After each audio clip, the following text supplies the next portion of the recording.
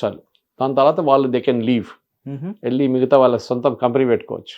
ఆలోచించండి, అంత బ్రిలియంట్ వాళ్ళు ఉంచుకుంటారు కొంతమంది, మిగతా వాళ్ళందరూ వెళ్ళి they set up good companies, వాళ్ళు కూడా మంచి కంపెనీలు పెట్టుకుంటారు. దానికి ఏదో పేరు కూడా ఉండే సార్ అప్పట్లో ఆ వైరస్కి, ఇది స్టుక్నెట్స్, STUNEX.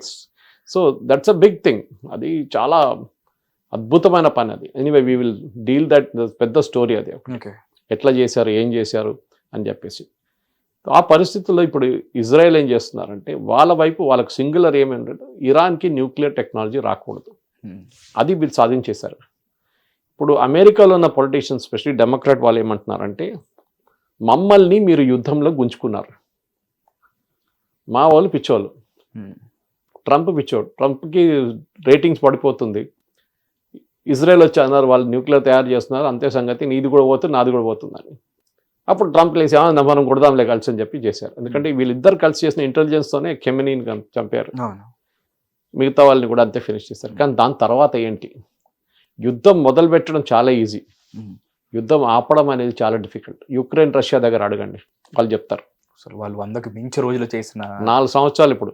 అవును సార్, ఆలోచించండి, వారంలో అయిపోతుంది 2 వారాలు అయిపోతుంది అనే యుద్ధం ఇప్పుడు 4 సంవత్సరాలు అయింది. 1,00,000 మంది ఇక్కడ చనిపోయారు, 1,00,000 మంది అక్కడ చనిపోయారు. అండ్ ఆ వార్లో అసలు అత్యంత కామెడీ పీస్గా ఉండే అతను కూడా హీరోగా జెలెన్స్కీ. అవును. సో మీరు ఆలోచించారు, దానికోసం మోదీ గారు ఆపరేషన్ సింధూర్ 4వ రోజు ఆపినప్పుడు చాలా మంది అడిగారు. మన దగ్గర ఆర్మ్ చైర్ ఎక్స్పర్ట్స్ ఉంటారు చూడండి, ఇంట్లో కూర్చొని IPL చూసుకుంటా ధోని దగ్గర చెప్తారు బ్యాటింగ్ ఏం చేయాలి అని. మన వాళ్ళు ఉన్నారు చాలా మంది ఎక్స్పర్ట్స్ అట్లా. అలానే ఇక్కడ కూడా మోదీ గారు యుద్ధం ఎందుకు ఆపారు, ఇంకా 2 రోజులు ఉంటే మనం ఇస్లామాబాద్ కొట్టేస్తుండే కదా, కరాచీ అయిపోతుండే కదా, పాకిస్తాన్ మనది అవుతుండే కదా. వీళ్ళకేం తెలియదు యుద్ధం ఎప్పుడు ఆపాలి అనేది, చాలా పెద్ద ఒక నిర్ణయం అది. మీకు ఎప్పుడు మీ బేసిక్ మీకు ఎందుకు వెళ్ళారో అది సాధించారా, అయిపోయిందా, just get out after that. మనకేముండే టెర్రరిస్ట్ క్యాంప్ని డెస్ట్రాయ్ చేయాలి, చేసాం. మనం చెప్పాం కూడా పాకిస్తాన్కి ఆ రోజు, దీంతో అయిపోయింది, ఇట్ ఈస్ ఫినిష్డ్ హియర్, వదిలేయండి మీరు కూడా, మీరు ఏం చేయకండి, దిస్ వాజ్ లిమిటెడ్ ఆబ్జెక్టివ్, మేము టెర్రరిస్ట్ క్యాంప్ డెస్ట్రాయ్ చేసాం, మీరు ఏం చేయకండి.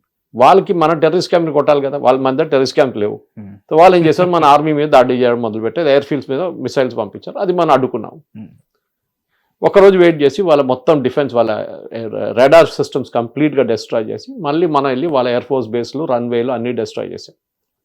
4వ రోజు అక్కడి నుంచి ఫోన్ వచ్చింది వాళ్ళ DGMO నుంచి, డైరెక్టర్ జనరల్ మిలిటరీ ఆపరేషన్, మాకు సీజ్ ఫైర్ కావాలన్నా. మన వైపు lieutenant general wig who was press కాన్ఫరెన్స్లో ఉన్నారు ఆయన, అప్పుడు బ్రీఫింగ్ టైంలో చూసుంటారు మీరు, టాల్ జెంటిల్మెన్, ఈ వాజ్ ద DGMO మన వైపు నుంచి. ఆయన అన్నారు మాకు పొలిటికల్ క్లియరెన్స్ తీసుకోవాలి, మేము ఆర్మీ చీఫ్ని అడిగి వాళ్ళు పొలిటికల్ ప్రైమ్ మినిస్టర్ లెవెల్కి వెళ్ళి కనుక్కుంటారు, సాయంత్రం దాకా yes we can give you cease fire అని చెప్పి వార్ ఆగిపోయింది. మోదీ గారు అప్పుడు కూడా అన్నారు యుద్ధం ఆగలేదు, పాజ్ చేశాం, పాజ్ బటన్ ప్రెస్ చేశాం, స్టాప్ బటన్ ప్రెస్ చేయలేదు. ఏ రోజు మళ్ళీ మీరు ఇంకొక పెహల్గాం చేస్తారో లేకుంటే ఇంకొక టెర్రరిస్ట్ అటాక్ చేస్తారో ఆ రోజు ఈ పాజ్ బటన్ మళ్ళీ ప్లే బటన్ అయిపోతుంది. యుద్ధం ఆపడానికి కూడా పద్ధతి ఉంది, ఆపడానికి చాలా ఇంపార్టెంట్. ఎందుకంటే you should know when to cut your losses అంటారు. నష్టం జరిగినప్పుడు కంపెనీల్లో కూడా ఆ నష్టం ఇంకా సైన్స్ పోతాం, ఇంకా పోనీ ఇంకా కోట్లు పోతాయి అంటే కొత్త అందరు మునిగిపోతారు. కాదు, ఇక్కడ ఆపేసి మనం ఇంకా ట్రై చేద్దాం కొత్తదంటే అది స్మార్ట్నెస్. 2 కోట్లే పోయినాయి కదా, ఏం ప్రాబ్లం లేదు, ఇంకా కొన్ని రోజులు ఉంటే 10 కోట్లు పోతుంది, దాని తర్వాత 20 కోట్లు పోతుంది. ఈ 2 కోట్లు పోయిన తర్వాత దాన్ని మనం కొంచెం చూద్దాం తప్పేం జరిగిందని, మనం ఇంకో యూనిట్ పెడదాం, కంపెనీ పెడదాం, స్టార్ట్అప్ పెడదాం, దాన్ని మళ్ళీ మనం రీకూప్ చేసుకొని వచ్చే losses. You should know when to cut your losses అంటారు. ఆర్మీలో కూడా అంతే, ఎయిర్ ఫోర్స్లో కూడా అంతే, నేవీలో కూడా అంతే. బెటర్ యుద్ధం నడుస్తున్నప్పుడు ఇంత నష్టం జరిగింది, ఇంకా ముందుకెళ్తే ఇంకా ఎక్కువ అవుతుంది, వద్దు ఇక్కడ ఆపేద్దాం. పాకిస్తాన్ అదే చేశారు. వాళ్ళు మన వైపు వచ్చి సీజ్ ఫైర్ ఎందుకు అడిగారు, మన కిరాణా హిల్స్ కొట్టాము వాళ్ళ న్యూక్లియర్ ఫెసిలిటీ దగ్గర, వాళ్ళకి తెలిసిపోయింది కొడుకులు కొట్టచ్చు రేపు వచ్చి. ఓకే, మేము మొత్తం మౌంటైన్స్ కింద పెట్టుకున్నాం, కానీ అప్పుడు కూడా వీళ్ళు కొడుతున్నారు వచ్చి. ఇది చాలా రిస్కీ. US కూడా చెప్పుంటారు, ట్రంప్ కూడా చెప్పారు చూడండి, నేనే ఆపాను ఇది. దట్ ఎందుకంటే అమెరికా దగ్గర తాళం చేయండి దాన్ని. The key of Pakistan's nuclear facility ఇది విత్ అమెరికా. ఎందుకంటే తాలిబాన్ ఏ రోజు తీసుకెళ్ళిపోతారో తెలియదు అని చెప్పి వాళ్ళ వైపు పెట్టుకున్నారు. ఇప్పుడు కాదు, అల్ఖైదా టైం నుంచి. వాళ్ళకి తెలిసిపోయింది ఇమీడియట్, అరే ఇది చాలా డేంజరస్, ఈ గేమ్ మారిపోతుంది. దానికోసం స్టేట్మెంట్ తర్వాత ఇష్యూ చేశాడు చూడండి. షాబాజ్ షరీఫ్ కూడా చనిపోతుండే, నేను ఆపకపోతే అని చెప్పి ట్రంప్ స్టేట్మెంట్ ఇష్యూ చేశారు. Shahbaz Sharif, the Pakistani prime minister, will also have been killed had I not interviewed, అది ట్రంప్ కొంచెం మసాలా ఇస్తాడు అనుకోండి, కొంచెం చాలా మసాలా ఇస్తాడు, కానీ అప్పుడు కూడా చెప్పిన మాట నిజమే. ఇప్పుడు జరుగుతున్న యుద్ధం యాజ్ ఆఫ్ నౌ సిట్యువేషన్ ఏంటంటే ఇరాన్ కొన్ని రోజులు పట్టుకొని వాళ్ళు 6 రోజుల దాకా ఉండగలరు, ఉండారు ఇప్పుడు దాకా, ఎన్ని రోజులు ఉంటారో తెలియదు. ఇప్పుడు దాకా అడుకున్నారు ఏదేదో అక్కడెక్కడ చేసేసి, మిసైల్స్ యూజ్ చేసి, డ్రోన్స్ యూజ్ చేసి, కానీ వాళ్ళ వాటర్ ఫెసిలిటీస్ మీద, వాళ్ళ పవర్ స్టేషన్ మీద ఇప్పుడు కొట్టడం మొదలుపెట్టారు యుఎస్. మొత్తం కంట్రీ అంతా డార్క్ అయిపోతుంది, నీళ్ళు ఉండవు, ప్రజలు రోడ్డు మీదకి వస్తారు. అదే అమెరికాకి కావాలి. ఇప్పుడు ఎవరు రోడ్డు మీదకి రావట్లేదు, భయపడుతున్నారు. లాస్ట్ టైం వచ్చారు, ఒక నెల ముందు 1500 మంది చనిపోయారు. అప్పుడు ప్రెసిడెంట్ ట్రంప్ ఏమన్నా help is on the way అన్నారు. వాళ్ళ హెల్ప్ చాలా లేట్ వచ్చింది. ఇప్పుడు ఈసారి మళ్ళీ మేము రోడ్డు మీద దిగితే మళ్ళీ మమ్మల్ని చంపేస్తే ఏం చేస్తారు ట్రంప్ అని అడుగుతున్నాం.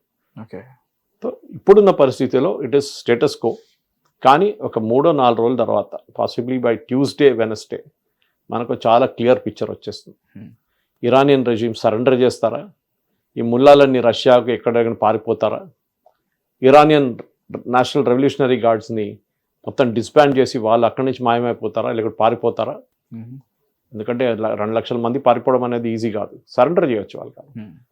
అక్కడ ఉన్న ఒక కొత్త గవర్నమెంట్, ఎందుకంటే ట్రంప్ ఆల్రెడీ అన్నారు, రేజా పేల్వి ఉందని చెప్పి ప్రెస్ కాన్ఫరెన్స్లో ఎవరు అడిగారు, షా ఆఫ్ ఇరాన్ కొడుకు ఆయన మంచి వెరీ స్మార్ట్ ఫెలో, వాడికి ఎక్స్పీరియన్స్ లేదు, దేశం నడిపిన ఎక్స్పీరియన్స్ లేదు వాడికి.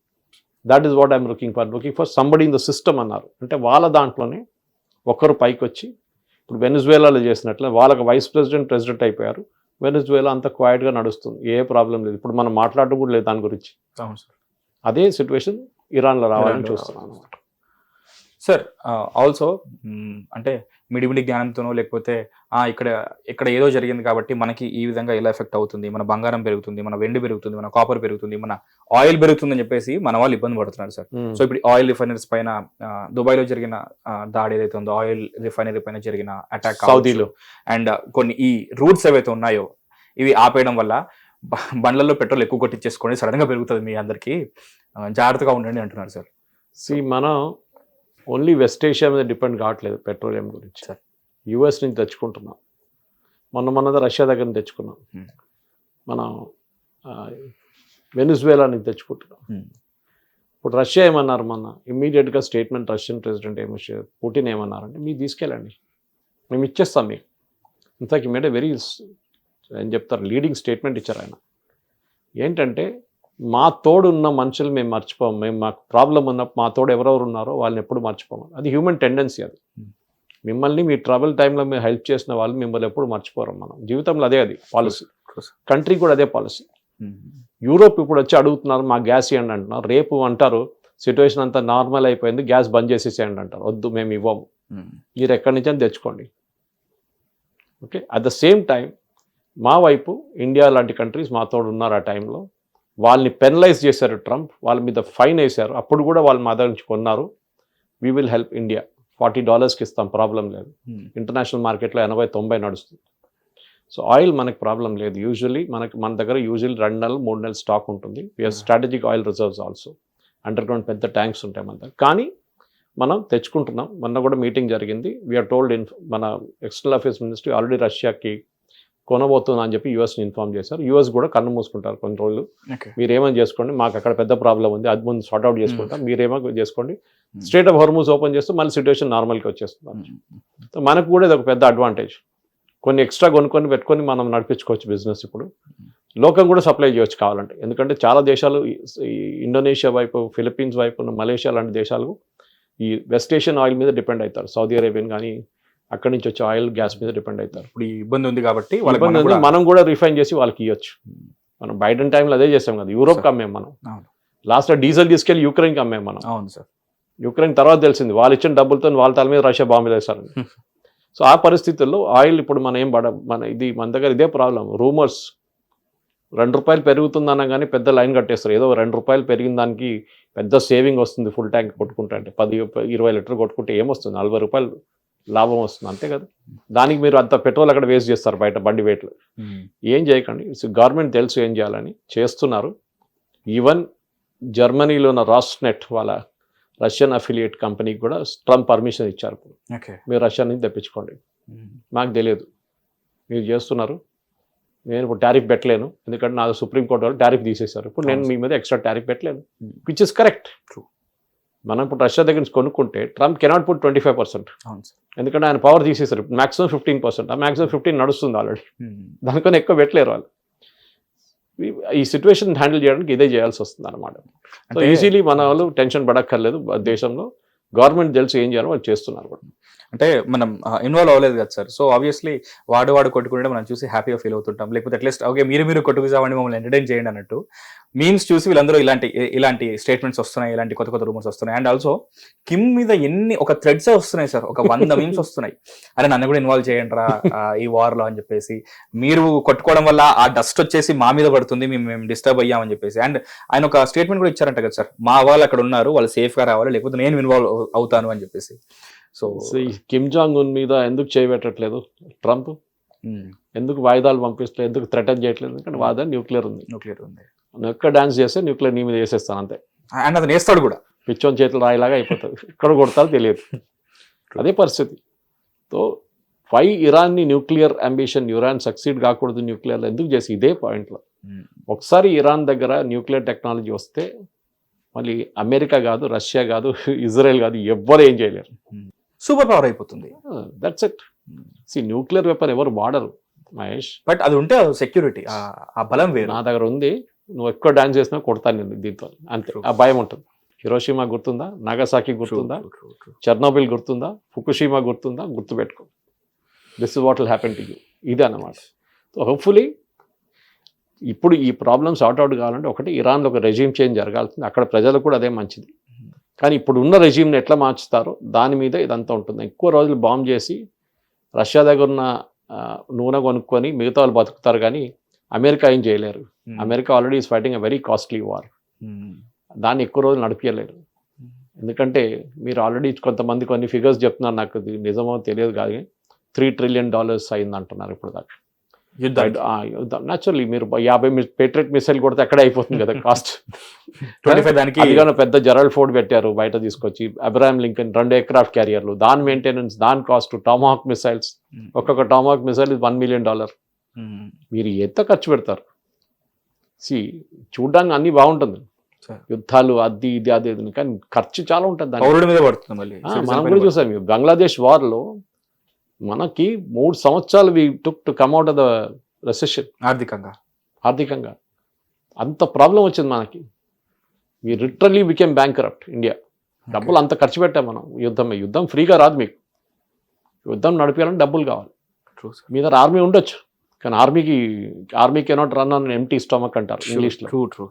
వాళ్ళకి తిండి పెట్టాలి, వాళ్ళకి సిగ్నల్స్ ఉంటాయి, వాళ్ళకి సపోర్ట్ స్టాఫ్ ఉంటుంది, వాళ్ళు చాలా ఉంటుంది, వాళ్ళకి ఆయుధాలు ఉంటుంది. Each missile you fire will cost money, ఇదంతా ఉంటుంది. సో ఇప్పుడు చూద్దాం ఏం జరుగుతుందో. ఇంకొక 5-6 రోజుల్లో ఈ క్లారిటీ వచ్చేస్తుంది దీంట్లో, ఇది అటువైపు ఇటువైపు అని చెప్పేసి. సో అది ప్రపంచ దేశాల్లో జరుగుతున్న ఈ యుద్ధ వాతావరణం గురించి పార్ట్ 2లో ఈ రోజు కొంచెం మనం తెలుసుకున్నాం. ఎవరు ఏ దేశం పైన ఎన్ని మిసైల్స్ వేశారు, ఎంత ఆస్తి నష్టం, ఎంత ప్రాణ నష్టం జరిగిందని. అండ్ సార్ చెప్పినట్టు ఇప్పుడు ప్రజెంట్ టైం 4:55, ఇవాళ 5th March డేట్. ఎందుకంటే నెక్స్ట్ యుద్ధానికి సంబంధించిన అప్డేట్ని త్వరలో ఇవ్వబోతున్నాం. అప్పుడు అసలు ఏం జరుగుతుంది, యుద్ధం ఆగిందా లేదా, అసలు ఓవరాల్గా ఆఫ్టర్ మ్యాథ్ ఎంత ఉంది, ఇస్రాయెల్, అమెరికా, ఇరాన్ వాళ్ళ దగ్గర ఇంకా నిజంగానే ఇందాక మనం మాట్లాడుకున్నట్టు దీపావళి టపాసులు లాగా వాళ్ళ దగ్గర ఉన్న స్టాక్ అయిపోయిందా, లేకపోతే వాళ్ళు అయిపోయినట్టు యాక్ట్ చేస్తున్నారా, వాళ్ళ దగ్గర నుంచి ఇంకెక్కడ నుంచి సపోర్ట్ వచ్చి దాడి చేస్తారా, అవన్నీ కూడా మనం పార్ట్ 3లో తెలుసుకుందాం. అప్పటి వరకు state Yoon to hit TV. This is Mahesh. And ఇవన్నీ ఈ యుద్ధ వాతావరణం గురించి మనందరికీ క్లియర్గా ఎక్స్ప్లెయిన్ చేసిన సురేష్ గారికి చాలా చాలా చాలా ధన్యవాదాలు అండ్ థ్యాంక్స్.